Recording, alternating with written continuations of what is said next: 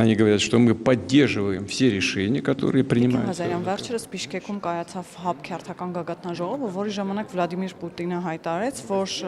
գործընկերները, հայ գործընկերները նկատի ուներ,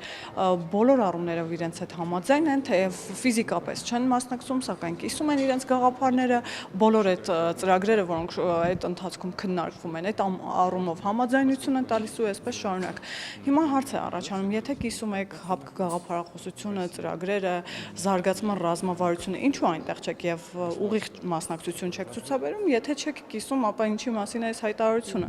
Շատ լավ, նախ որպես խորհրդարանական կարող եմ արձագանքել, որ երկու անգամ մենք բյուջեն քննարկել ենք, այսինքն 2 տարի եւ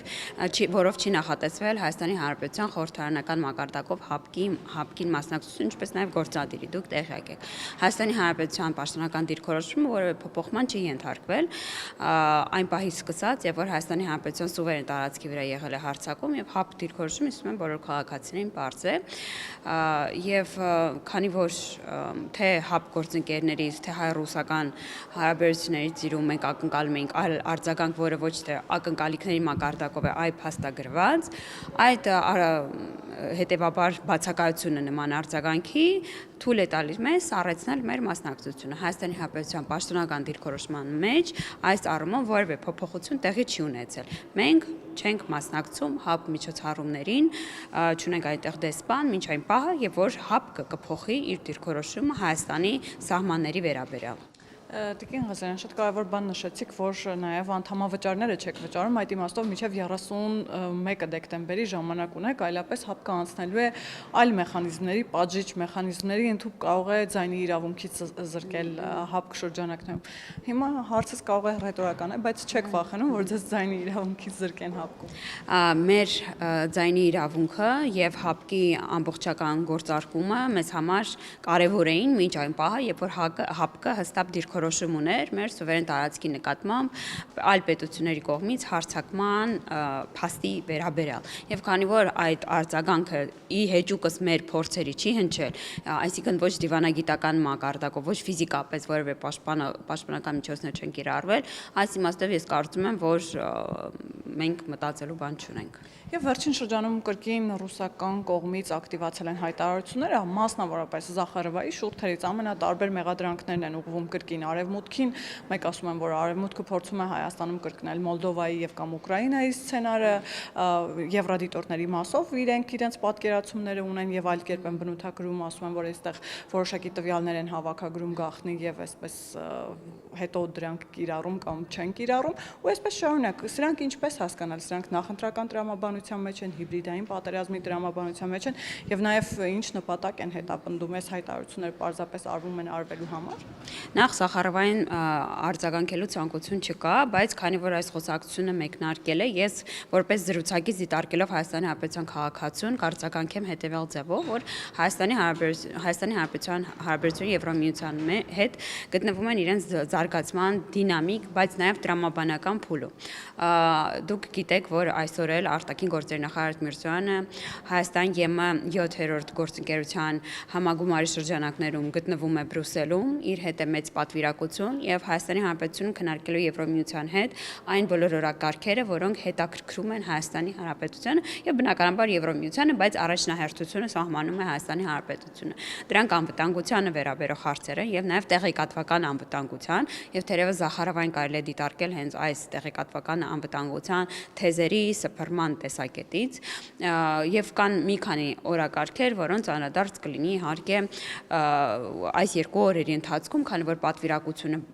իր մեջ ներառում է տարբեր ոլորտների պատասխանատուներին եւ իհարկե կհրապարակվի այն փաստաթուղթը գործընկերության, որի շրջանակներում Հայաստան եւ ԵՄ կկանխորոշեն իրենց գալիք տարվա անելիքները։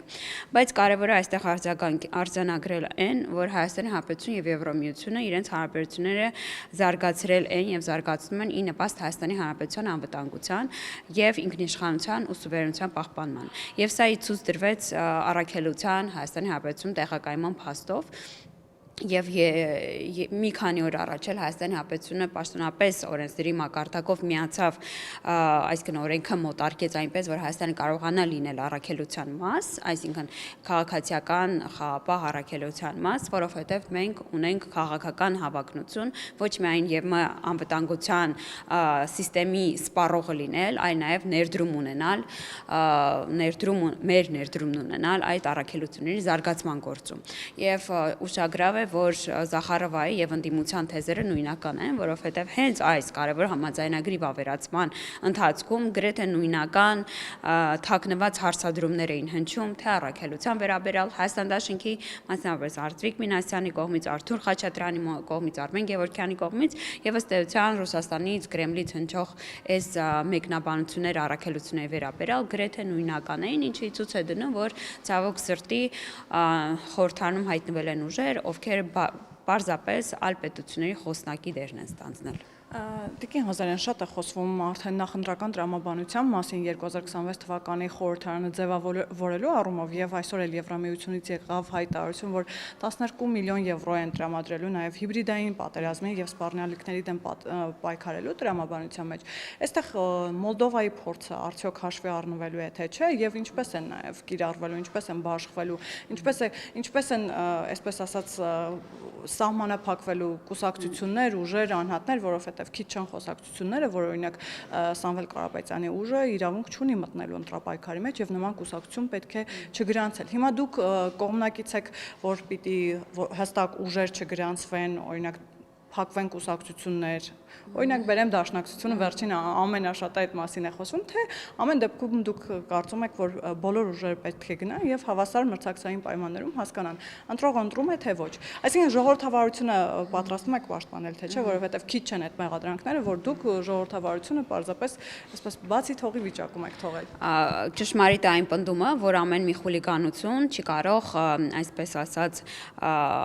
ընդունվել խոսքի ազատության քողի տակ եւ ասել թե ժողովրդավարությունը, այսինքն մեր իրավապահ համակարգը պետք է գործի մեր իսկ ընդունված քրեական օրենսգրքի շրջանակներում եւ մենք կարծում եմ բավականին լավ սահմանել ենք թե խուլիգանությունը, թե ատելության խոսքը եւ այս բոլոր հանցակազմերը ես կարծում եմ իրավապահ համակարգի ուշադրության կենտրոնում պետք է լինեն։ Իսկ ինչ վերաբերում է կուսակցություն փակել չփակելուն, ես կարծում եմ որ կուսակցության մասին օրենքը շատ լավ եւ ընտրական օրենսգիրքը շատ լավ սահմանել են այս ամենը։ Եթե հավելյալ լրացուցիչ գործիքակազմ պետք է, ես կողմ եմ քննարկումների, բայց ես մի անկեղծ դիտարկում անեմ, ես կարծում եմ, որ հենց սկսում են այս մարդիկ խոսել, շատ հստակ կարողանում են արձանագրել, թե ով են, ինչ մեխանիզմների կողմնակից են, թե արդյոք իրենք ժողովրդավարությունը պաշտպանելու են, թե արդյոք թույլ են տալու,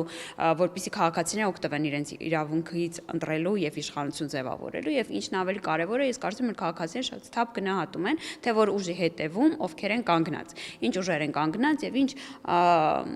նույնիսկ պետություններ են կանգնած եւ այս իմաստով ես կարծում եմ որ քաղաքացիները բավական իմաստուն են եւ շատ ճկուն արձագանքում են իրավիճակին, ստեղծված իրավիճակին, այսինքն բավարար է մի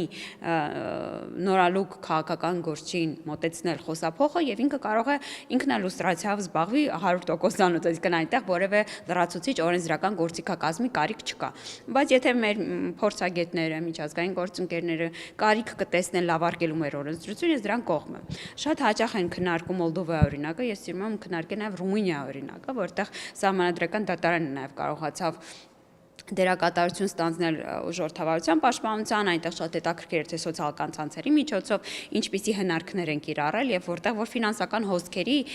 հետևից էլ նույնիսկ չեն կարողացել գնալ, որովհետեւ TikTok-յան էջերը շատ ավելի վաղուց էին բացված, հստակ ալգորիթմներով էին աշխատում։ Այս իմաստով իհարկե մենք ուսումնասիրելու ենք մեր գործընկերների փորձը,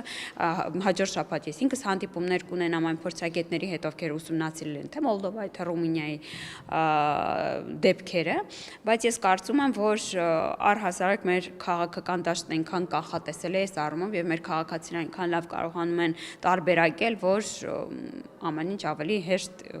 տեղի կունենա, քան որոշ մարդիկ գուժում են։ Բայց ամեն դեպքում մտավախություն չկա, որ ժողովրդավարական մեխանիզմներով կարող են, այսպես ասած, իշխանության գալ ավտորիտար ուժեր, անհատներ, հատկապես այն դեպքում, որ մի դրական բան կարելի արձանագրել, այդ ուժերն ու անհատներն էլ այսօր հղում են անում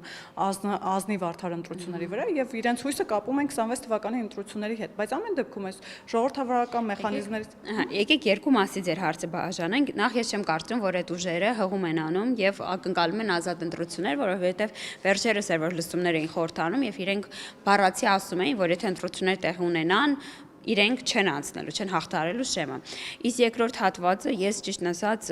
մի փոքր անհամեստ կարող է հնչել, բայց խիստ կասկած ունեմ, որ որևէ քաղաքական ուժ,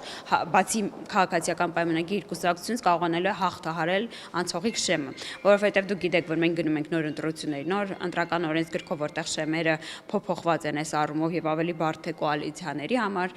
եւ այս առումով ես կարծում եմ, որ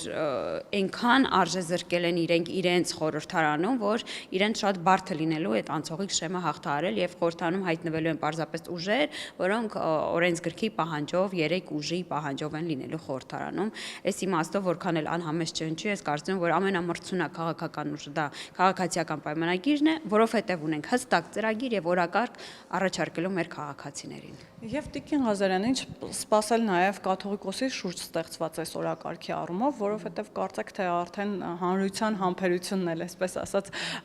տեղի է տալիս, որովհետև մի կողմից մենք տեսնում ենք Գարեգին Բեն, որ չի պատրաստվում հեռանալ թեև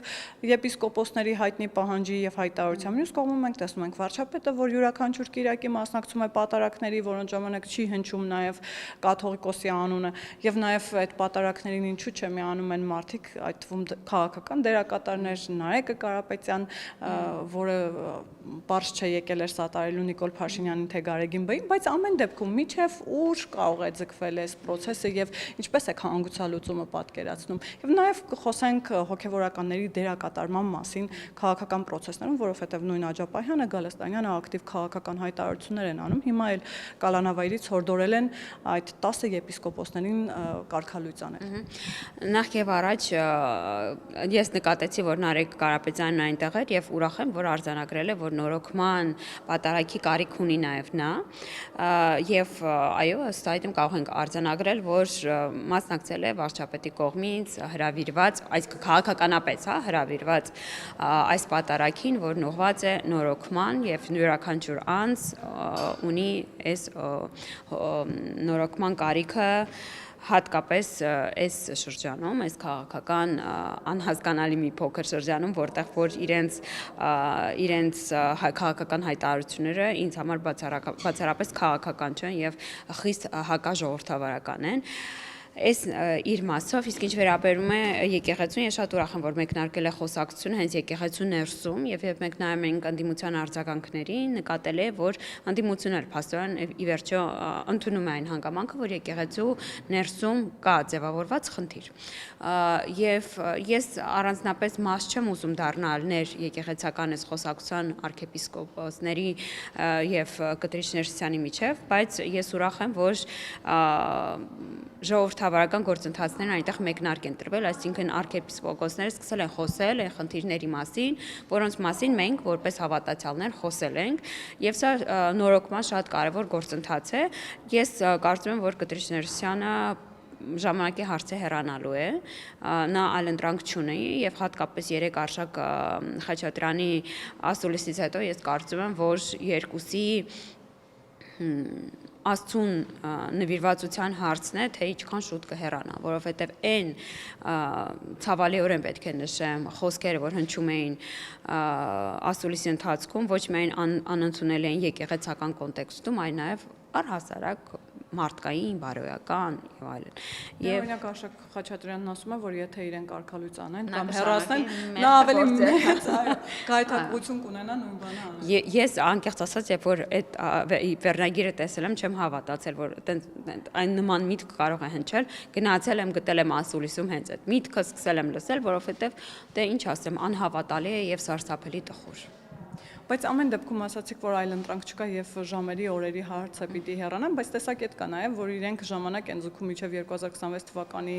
ընտրություններ եւ ընտրությունների արդյունքներով պայմանավորված նոր կորոշեն գնում են թե մնում են։ Ապարդյուն են այդ փորձերը, որովհետեւ Կտրիչ Ներսյանը հեռանալու է, իսկ քաղաքացիական պայմանագիրը կրկին վերընտրվելու է։